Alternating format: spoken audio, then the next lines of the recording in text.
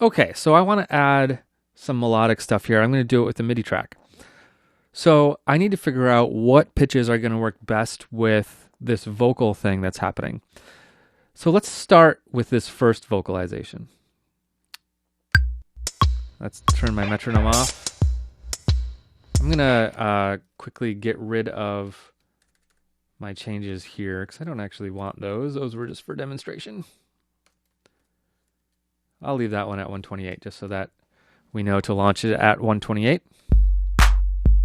Okay, now let's hear this vocalization.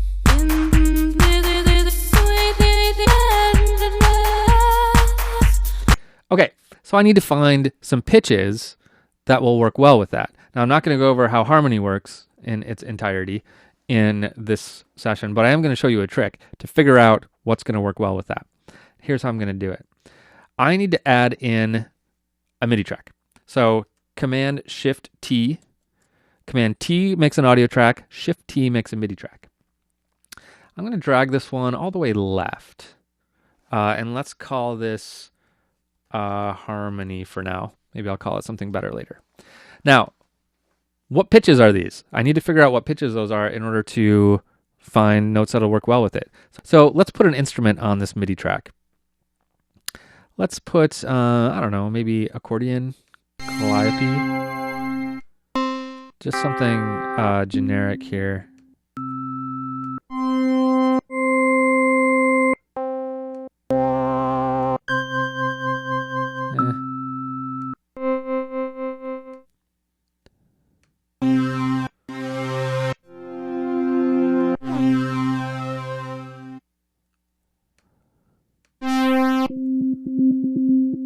Okay, let's put this Canadian boards preset on here. Okay, so now I've got an instrument on this track. Let's copy, so Command, click and drag this audio clip onto this MIDI track, sorry. So what's gonna happen? It doesn't know what to do with an audio clip when you put it on a MIDI track, except it does. This is super cool. Check this out. So it says, what type of audio material are you converting? What we're doing is converting audio material into MIDI, which is a fancy way of saying, tell me what pitches it is. So we give it some direction here. Is it drums? Is it harmony? Meaning, is it like a piano part or something like that? Or is it just a melody? Meaning basically there's one note happening at a time, which in vocals is usually true. So let's tell it it's a melody. Okay, now I'm going to double click and look at that clip. So these are the pitches it thinks it is. Let's hear just those first two tracks together to see if these sound good.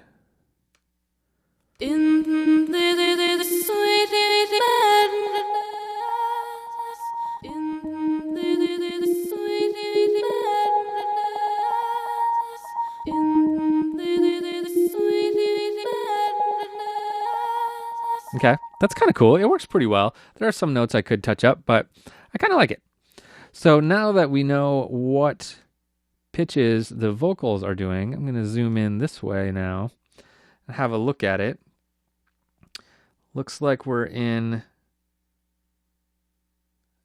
some kind of E flat or maybe B flat. I'm going to clean up some of these just little notes. And then let's add... I'm just going to add some notes, and this is I'm just going to kind of follow my gut on this and put an E flat here and just let it roll through the whole clip. And then maybe I'll also put, let's get risky and try to put a G in there. That's going to make some dissonance right here, but I think I might like it.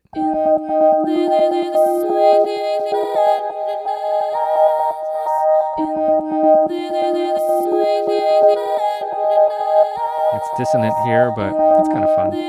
Kind of wish the chord changed though. So let's go to here. And then I'm going to duplicate that note and move it down to, let's put an F. And let's make this one lower. D is not going to work very well. B flat.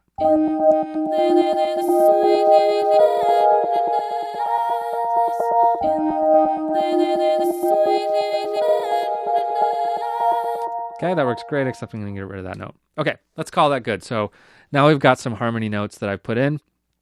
Again, if that was tricky, what I was basically just doing there was just kind of using my ear and knowing what notes kind of work well with different other notes.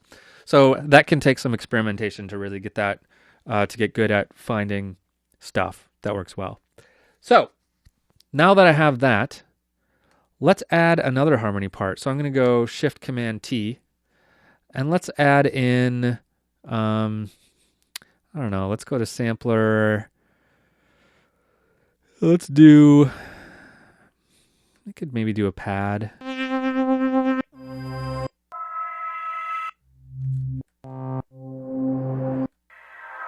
want something with a lot of pitch to it. So maybe I'll just go with like a piano.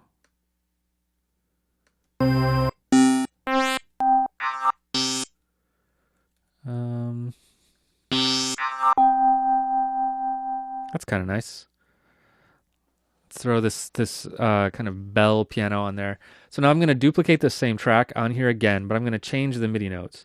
I just duplicated it to kind of use it as a starting point. I'm going to get rid of these notes and these notes, the vocal line, and I'm left with this harmony. I'm going to rearrange it just a touch, maybe down an octave. And let me go down and see if I can hear it.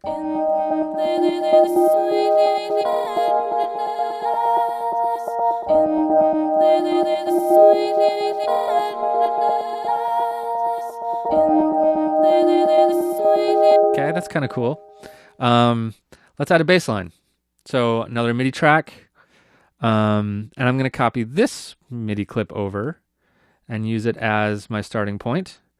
I'm going to find my notes. And let's see. Let's take that first note and that note.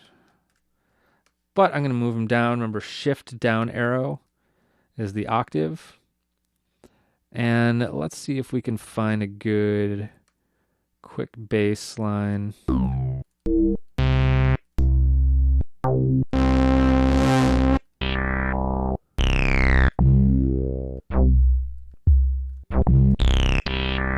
Okay, let's just throw this on there. It's not amazing, but it'll work. Okay, now let's hear it.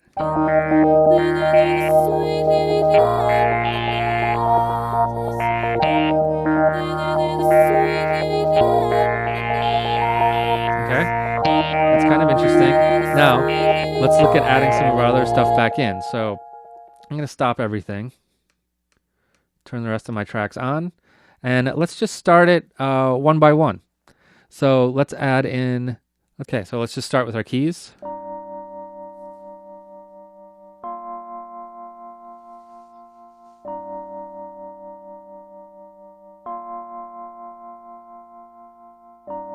Oh, something's not right here.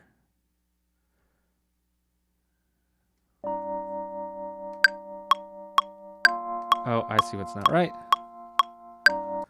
Okay, so what I was seeing things not lining up right, and the reason was we were still set to 3/4 from the previous lesson. Let's try that one more time.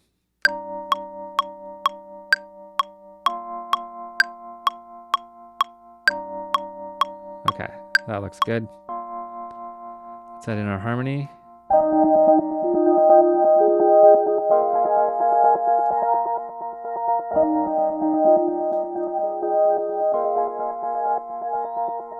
Okay, now maybe let's add in our bass line.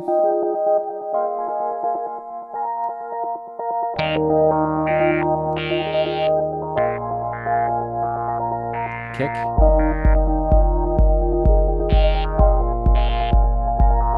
Pull in the claps maybe.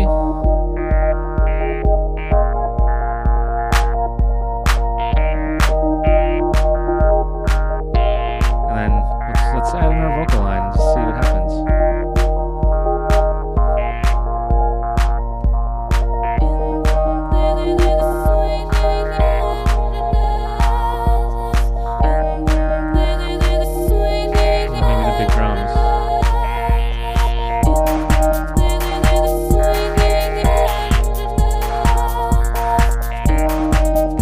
Now I'm going to get rid of these 3 stop buttons with Command E. So so that I can switch to Vox 2, the scene called Vox 2 down here.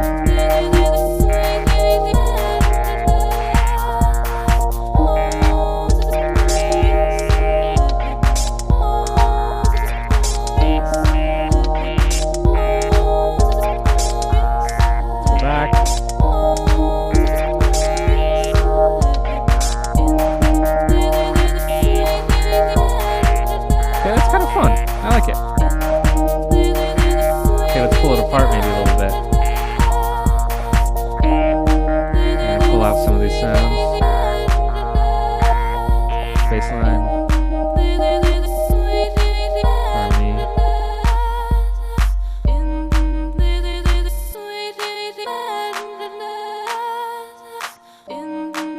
And let's go everything back in.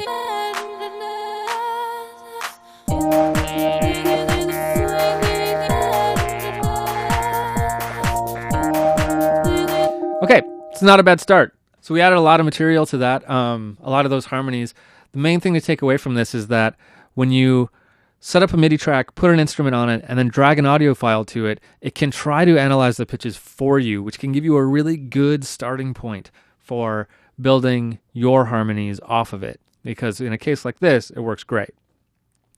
Now, one thing that happened in the process of doing all that is this little button right up here turned orange on me. Now, that is important. It's not affecting the sound or anything right now, but what did I do to make that turn orange? And what is that button in the first place? It's a very confusing button, and in the next video, I want to spend some time talking about that button and how to deal with that button.